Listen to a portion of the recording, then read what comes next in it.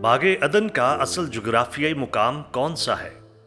हम इस सवाल का जवाब देने जा रहे हैं और आप हमारे पेज gotquestion.org पर इस तरह के और बहुत सारे सवालात के जवाबात जान सकते हैं। बाइबल बाग अदन के जुग्राफियाई महल्ले वकू के बारे में जो वाहद जिक्र करती है वो पैदाइश 2 बाब उसकी 10 से 14 आयात में पाया जाता है। वहां पर लिखा है कि अदन से एक दरिया बाग के सैराब करने को निकला और वहां से 4 नदियों में तकसीम हुआ। पहली का नाम फैसून है जो हवेला की सारी जमीन को जहां सोना होता है घेरे हुए है। इस जमीन का सोना चोखा है और वहां मोती और संगे सुलेमानी भी हैं। और दूसरी नदी का नाम जहून है जो कूश की सारी जमीन को घेरे हुए है। और तीसरी नदी का नाम दिजला है जो असूर के मशरक को जाती है। और चौथी नदी का नाम फरात है। फैसून और जहून नदी की सही शनाख्त नामालूम है, लेकिन दिजला और फरात नदियों के बारे में मुकम्मल मालूमात दस्तयाब है।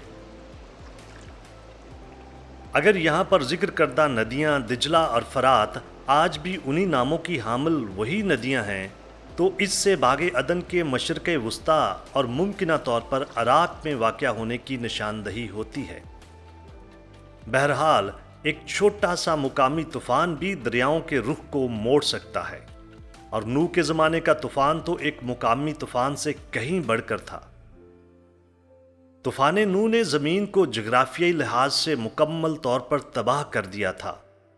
इस वजह से दिजला और फरात के असल मुकाम की शिनाख्त करना गैर यकीनी है। यह भी हो सकता है कि जदीद दरियाओं के नाम बाग अदन से वाबस्ता दिजला और फरात नामी नदियों के नामों पर रखे गए हों, बिल्कुल वैसे जैसे कि पेंसिल्वानिया के अंदर बैतलहम नामी शहर का नाम यहूदिया में मौजूद कस्बे के नाम पर रखा गया है।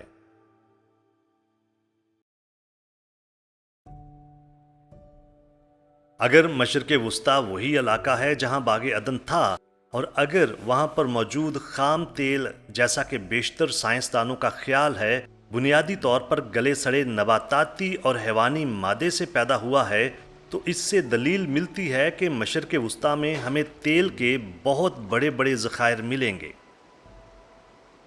बहुत से लोग क़यास राई करते हैं कि मशरक़े वुस्ता में तेल के वसी ज़खायर बाग अदन में मौजूद सरसब्ज़ व शादाब ज़मीनी नामियाती मवाद के गलने सड़ने का नतीजा है। गो के मशरक़े वुस्ता में पाए जाने वाला तेल बाग अदन की बाकियात हो सकती हैं, लेकिन वो लोग जो इस तरह के तसव्वुरात को फ़रोग़ देते हैं महज क़यास आराई कर रहे हैं। लोग सदियों से बाग अदन की तलाश करते चले आ रहे हैं, लेकिन इसका कुछ फ़ायदा नहीं हुआ। दर हकीकत ऐसे बहुत से मुकाम हैं जिनके बारे में बाग अदन का असल मकाम होने का दावा किया जाता है, मगर कोई भी इस बारे में पुरयकीन नहीं हो सकता।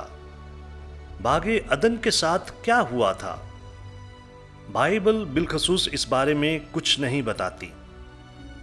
इम्कान यही है कि बाग अदन तूफान नूह में मुकम्मल तौर पर तबाह हो गया था। अगर आप इस तरह के और अहम सवालात के जवाबात जानना चाहते हैं तो हमारे पेज gotquestion.org को लाइक कीजिए, सब्सक्राइब कीजिए, बेल का बटन दबाइए ताकि आप हमारी आने वाली दीगर वीडियोस को देख सकें। शुक्रिया।